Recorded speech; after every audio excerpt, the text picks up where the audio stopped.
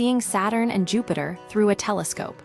A guide for beginners observing Saturn's rings and Jupiter's cloud bands is often the first step into astronomy for many enthusiasts, and for good reason. The spectacle is striking, but knowing when to look and what equipment you'll need makes all the difference. This guide breaks down how to get the best views of these gas giants, including optimal viewing times and telescope recommendations. When to observe the most impressive views of Saturn and Jupiter occur around their opposition, the point when Earth passes between the planet and the Sun. At opposition, the planets are closest to Earth, appearing brighter and larger in the sky. Saturn reached opposition on September 21, 2025, with another opportunity on October 4, 2026.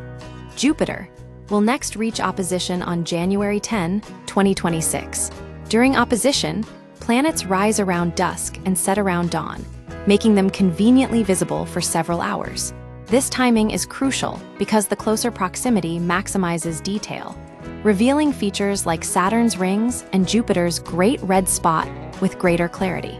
Choosing the right telescope, you don't need a professional-grade observatory to see these planets.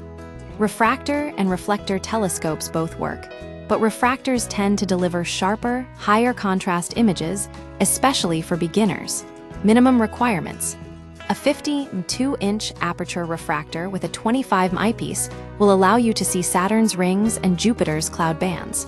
Recommended setup: aim for a 102 4-inch or 125 5-inch aperture for more impressive detail, including Saturn's Cassini division, the dark gap in the rings, and Jupiter's great red spot.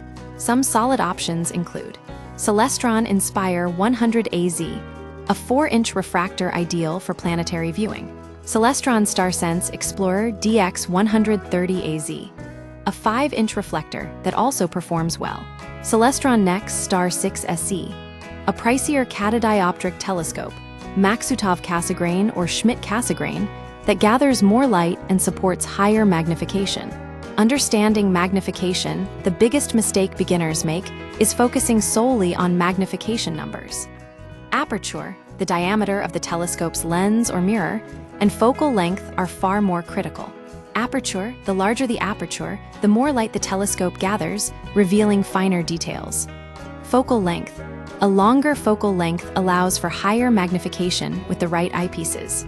To calculate magnification, divide the telescope's focal length by the eyepiece's focal length. For example, a 616 telescope with a 10 eyepiece yields 66x magnification.